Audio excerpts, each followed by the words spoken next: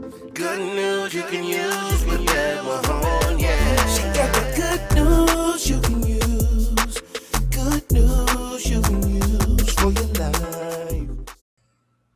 Hello, and welcome to this edition of the Boomer Beat with your host, Beverly Mahone. As you may be aware, March is Women's History Month. And I've decided to use this platform to showcase some of the women I admire and respect.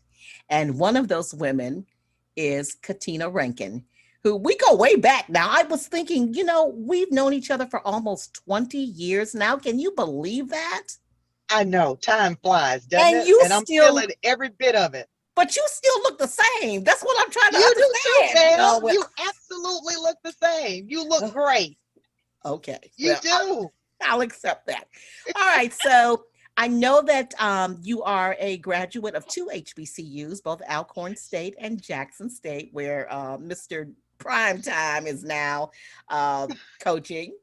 But tell us more about your journey as you traveled from Jackson State into the world of journalism. Well, I started out at Alcorn, so I have to give them their props. And so my sophomore year, I got an internship. And after that internship, I got my foot in the door in television by working as a weekend assignment editor and then later on as an associate producer. By the time I got to Jackson State, they had just started their television station, and I was named the first anchor of that television station. But I was also the news director of a radio station, WJMI 99 Jams. And so during the Byron Della Beckwith trial, which was the killer of Medgar Evers, I was giving updates at that radio station for WIGO in Atlanta, an all news talk radio station. And they hired me after that was over because, believe it or not, I couldn't get anyone in Mississippi to hire me on air because they said I needed big market experience. And so even though I went to Atlanta, did radio in Atlanta for a year, then suddenly I had the experience that was needed, even though it was a different medium. And so I came back to Mississippi and I began my journey in television with WAPT, which was the ABC affiliate. It still is, actually. Reported for like 6 months. They put me on the weekend anchor desk for 8 months. And then after that, they promoted me to their 6 and 10. And it was the first time that an African-American female had actually anchored their newscast. And so Wow. that's how my television journey actually began. And so about a year after working with them, I'm completely happy, right? Because mom and grandmom can see me. They're only an hour away, built my first house, and I was good. But I just went to an NABJ conference, a National Association of Black Journalists conference. And I was just getting critiques because I wanted to be the best that I could be in Jackson, Mississippi. So about a week after getting back from that, I got a call from TVD in Raleigh-Durham, North Carolina, telling me that they had a reporter's position available. Well, I thought, well, I don't want to beat the streets anymore. I'm on the anchor desk, and plus mom and granny can see me, so I'm not interested, and I turned it down. Well, the news director called 2 more times, and I turned my plate down, and I said, let me just fast about this. And I heard God say, go. So I Hmm. was there 2 weeks before I was actually supposed to be on air. And the news director called me up and said, hey, if you're in town, we're thinking about adding another person, a second person to our weekend anchor team. Are you interested in, trying out? Well, I mean, who wouldn't be, right? Right. So I did, and I heard nothing. And then the day that I started, I was called into his office and he says, I have good news and bad news. What do you want first? And I was like, oh, well, give me the bad news first. And he said, well, we've decided not to put anyone on the weekend show, but we are going to promote you to the 5:30 p.m. anchor. And so I was like, thank you, God. There was a reason for being obedient and going. That is true. And I remember that very, very distinctly. Yes, I do. And it was a joy to work with you. Let me ask you, of all of the places that you have been, where do you feel that you got the most that you needed to put you where you are today? It was definitely in Raleigh, Durham. And I say that because there were so many lessons learned, right?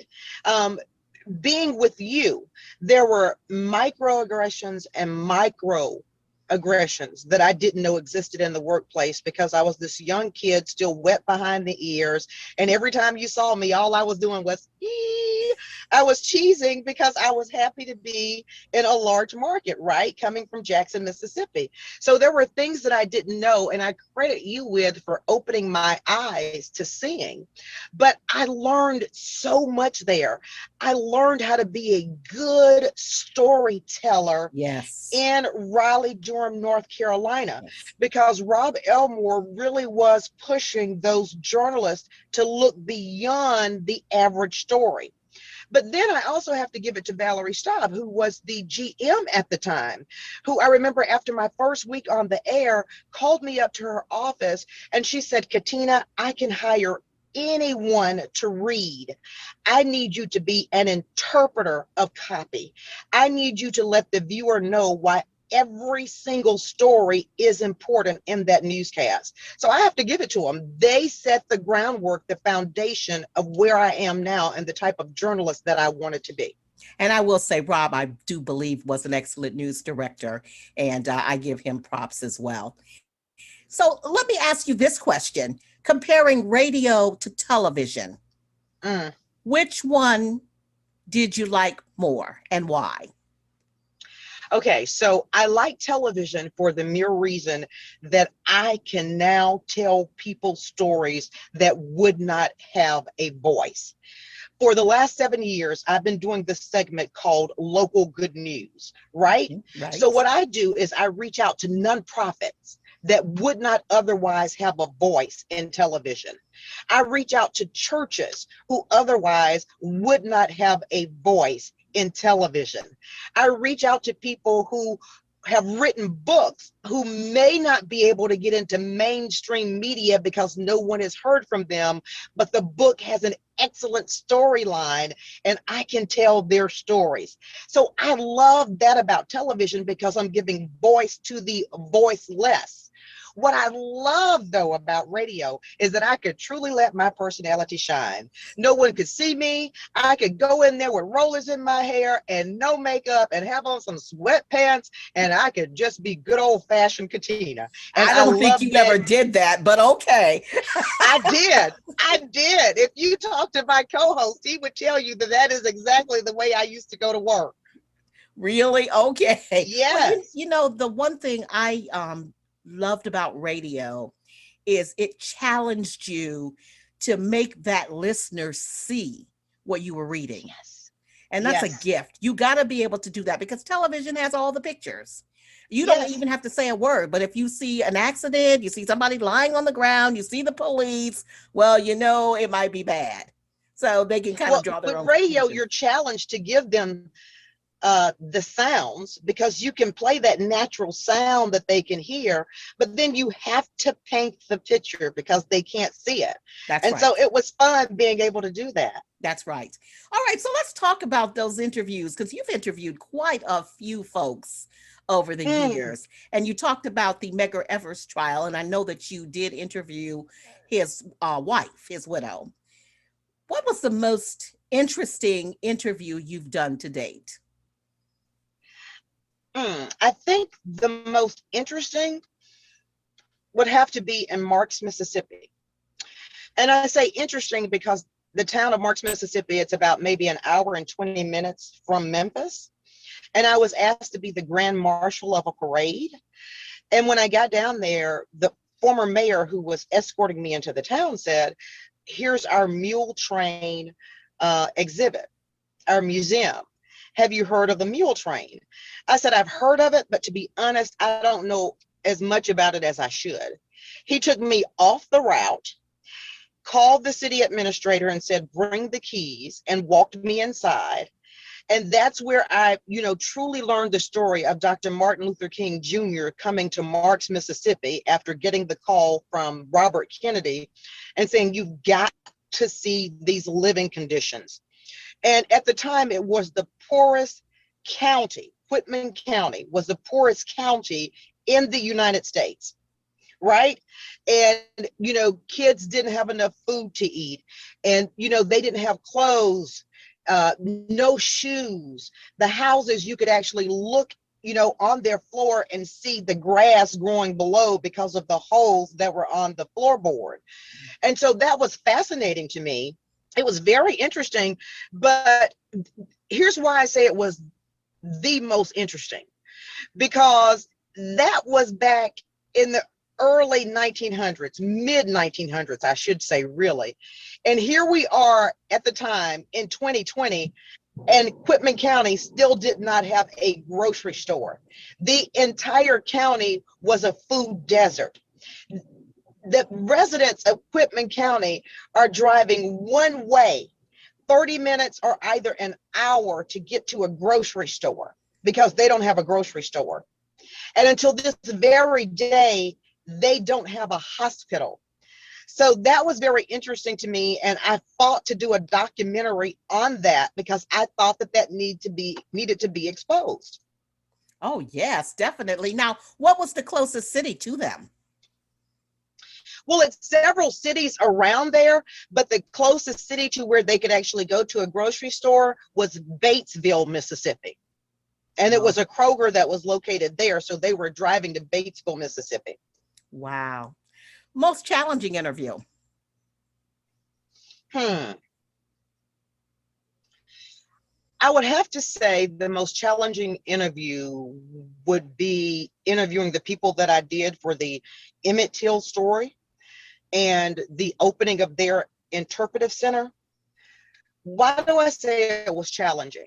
Because growing up in Magee, Mississippi, my mother and my grandmother always told me the story of Emmett Till coming from Chicago as a young teen to Mississippi and being brutally beaten for whistling at a woman, a young Black teen who whistled at a white woman and ended up losing his life.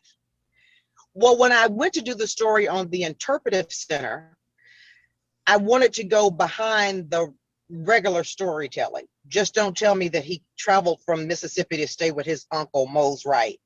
So I actually walked Emmett's last footsteps. And if you know anything about me, and I know it's crazy, I'm afraid of dead people, but I can also pick up spirits. Right. And so I walked his exact steps. And when we got to the barn where they took him to, and they gouged out one of his eyes while beating him, that barn was exactly the same because the new owner had left it that way and had only taken up the floorboard.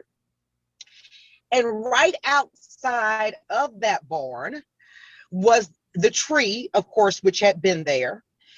And a deer's head was drying out in that tree. And that was very eerie because in part of the story, when they had thrown Emmett into the back of the truck and blood was dripping from it and they were pulled over, the story goes that they said, oh, we just have a deer that we shot in the back of the truck. So all of that was very challenging for me, having to walk those footsteps, going to the Tallahatchie River where they threw his body into and his body being pulled out of it. You could still feel his presence on that bank. So it was like, I know, a good 2 weeks straight to where I barely got an hour of sleep, if that. So that was very challenging because I felt the weight on me to tell that story, to tell it correctly, and to tell it in a way that would still make it relevant in this day and age. And it was before all of our social justice protests after the death of George Floyd. Let me ask you this. I'm going to move a little forward here. Sure. You decided to start Katina's Classroom, which is, when I saw that project, I thought, that's a vision that only God can do. Because I said, now, how is she going to do that? How is she? But knowing your faith, I knew that if anybody would be able to do it, you would do it. So tell me how that vision came to be and, where you are now with it. Yeah, and I apologize. I'm actually in my car because the studio internet wasn't working well. So I said, okay, forget the laptop. Let me run out to the car and talk on the phone. And at the level that I'm on, it's because I have to charge it. So I want to let everyone know that. But you're absolutely right. God is awesome. I give him all the credit in my life. I'm not the perfect Christian, but I know that I'm his. And about 3 years ago, it was December 31st, I got off work and I got home and I was in the middle of the bed. And, it was right before, I hit my knees at midnight to pray. And I said, God, what else is there for me? Because I was always told that I could never be a reporter. I could never be a journalist because of my Southern drawl, that Southern dialect growing up in Mississippi. Well, we know how that story ended. And God said otherwise. And so I said, okay, God, I've done that, but what's next? And so he said, in a fashion which he will do to me sometimes, 3 words: go to Africa. And I said, oh, okay, I like to travel. So I said, oh, okay, God, where in Africa do you want me to go? And it was silence, Bev. There was nothing. Went to work the next day, was in the vehicle with the chief photographer at the time. And I said, you know what? God told me the darndest thing last night. He told me to go to Africa. And he said, oh, really? He was like, my wife is from Ghana. And I thought, what? Because Romeo is Italian, African-American. He said, okay. Left it alone, didn't ask anything else. We did our story, completed the day, went home that night, and I said, God, are you telling me to go to Ghana? And you remember Adore, who was once an intern and then worked with us in Raleigh, Durham, North Carolina? Yes. I went through my contacts and I said, well, I got her number. Let me see if this still works. And I just text her and I said, hey, Adore, God told me to go to Africa. I said, I'm writing these children's books. I know it has to do something. It has to be about literacy. So do you know anybody, any school in Africa that needs a library? And she says, I don't, but she was like, let me call some of my folks back home at the TV station where I used to work. Let me check with some PR firms and I'll get back with you. I said, okay.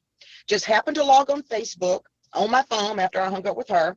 And I was scrolling through and I stopped because I saw this woman who was asking food, rice for the children in Africa, happened to be in Ghana, and because they only got that 1 meal a day at that school. And I said, okay, God, is this where you want me to go? And then it was silence again. The next morning, Adore woke me up and said, hey, Katina, I checked with my folks. They don't know anyone. But one of the PR ladies said, have you heard of this little small school in Ghana called Noya? And it was the exact same scroll through and I had seen. And I said, you don't have to tell me anything else. I said, thank you. So you know this journalism business. People think we make a lot of money and we don't. So I had some money saved, but not enough to just go hop up, and I had the passport, but you needed a visa. Okay, if I'm going to buy rice, okay, I need enough for a year. I can't go without doing something with literacy and taking these babies a book. So I just reached out to the headmistress, which is the same as a principal here in the States, and asked if they had a library. She said no. I said, okay, I'm going to bring you rice for a year. And then she told me how much the teachers got paid and they needed assistance with paying the teachers. And I was like, let me see if I can get that together. Checked with a couple of businesses because I'm on the air. I thought they would, A, and B, because I had never been and didn't have anything to show what the conditions were and what their money was going towards. So I said, okay, God, he would use his vacation time if I paid him to go with me and to document my journey. And he said, yes. And so it was just going to be just the two of us. And Mom and my sister telling me, girl, you crazy. Y'all going over there. You don't know anybody. You just going to do it. I said, God told me to do it. I need some help. Give me some coins to help with this trip. And so while we were waiting for the visas to come back, I applied for the 501c3 status. And I said, okay, we're going to do it. And that's how that journey began. And so it ended up just being 3 of us because one of my close friends called one Saturday when I was working on the trip. And she said, what are you doing? I said, getting ready to go to Africa. She was like, why are you going to Africa? I said, because God told me to go. She's like, well, I want to go. I was like, okay, but here's why we're going. We're not going to have fun. We're not going to hang out. We're going strictly for this purpose. And she said, I'm all in. And she helped me raise money. And so that's how that started. Wow. Wow. Yeah, and yeah, I have to applaud you for that. I was just so impressed. Now, are you still in touch with the kids there and the staff? Yep, they started school about 2 months ago because, when COVID hit, they couldn't go either. The sad part about it is that the children, even though school was out, they were still showing up at the school because it's the one meal a day and they were looking for it. But you know what's crazy? I built that little library called Katina's Corner. By God's grace, gave the teachers a salary for 6 months, provided rice for a year. And Beverly, 6 months, I was talking to the headmistress every day after I left because those kids just stole my heart. I mean, they just did it because they were orphaned and abandoned and they were sleeping in fishing boats on the beach. And about 6 months after coming home, the government sold that parcel of the beach where they had built that school to the Chinese government, and they tore the school down, the library and all. And I was mad about it. And so I thought my work was done there, and it wasn't. So I joined with two women who I knew absolutely nothing about, a call that I just put out on Facebook, one lady from Colorado, another lady from New York, and then we raised the money to help build them another school. And then I was planning on going back over for the yearly trip. We were going to have a ribbon cutting and all of that, and COVID hit. Oh, oh.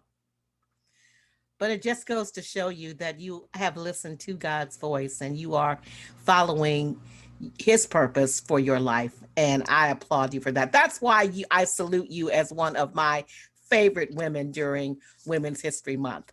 So I know your time is precious. You've got to go anchor all these different newscasts tonight. So I want you to just leave us with one final thought about people, older folks who are maybe hesitant, reserved about pursuing their passions, pursuing their gifts. What do you say to them? You know what? I'm going to say, be authentically you, right? Yes. And I'll ask you, what is your passion? Because when your passion and your purpose collide, therein is your calling. And don't ever give up on it. So if you have that passion to do something, put purpose behind it, and your calling will shine forth. And that's my advice. Just keep walking. Let me share this really quickly, and it doesn't change. I've shared it before. When I first moved back to Mississippi, I didn't want to go. And after being there for about 3 months, I said, oh God, why am I back in Mississippi? I mean, I've been to other cities, living in other states, and I thought Mississippi wasn't progressive enough. Now I'm going to always claim them because that's where I came from. And without that experience, I would not be who I am. That's right. But God showed me 3 doors. The first door is just a normal door that has a knob on it. You twist it and you either pull it or you push it on your own might, right? To get in your home wherever you're going. And God said, that's letting me do things, letting me let you do things on your own. Okay. The next set of doors he showed me was like the church I grew up in, Old Baptist church. You don't have to do anything because time you get there, it's those swinging doors on the hinges. The ushers are standing outside of them and they, good morning. And they open the door and they give you a program, right? And you walk right through the doors. And another usher, once you get inside, takes you to your seat. He said, that's what I call favor because you didn't have to do anything. The door was already open for you, right? Right.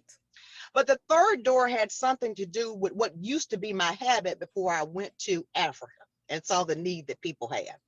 And that used to be shopping. But God showed me the doors of a mall. But what was interesting about what he showed me was not the actual door. It was the sensor that sits above those doors. And I don't know if you've ever noticed it, but the next time you go to a mall that has automatic doors, look up because it's a little black ball up there. And the closer you get to it, there's a little red light on the inside that's blinking because it senses that you're coming. There's a sensor inside of it, right? And God said, I brought you back to Mississippi to open up automatic doors for you. Because if you just keep walking in your purpose, in your destiny, doors will automatically open for you. And so that's what I leave you with. People talk about the power of the closed door. And God, I am grateful for many closed doors. But he showed me the power of the automatic door. So just keep walking into your destiny. Your purpose, your passion will collide, and therein will be your calling. God bless you, sister. I love you. Oh God, this is so, oh God. All right, well, listen, Katina, thank you so much. I appreciate this. And I'm just going to say thank you, everyone, for tuning in. And remember this, stay empowered along your journey. Love you, girl. I love you too. Let's keep in touch. Yes, Bye-bye. we definitely will. Bye-bye now. Good news you can use for your life. If you want to get the info that'll help you throughout your life, yeah.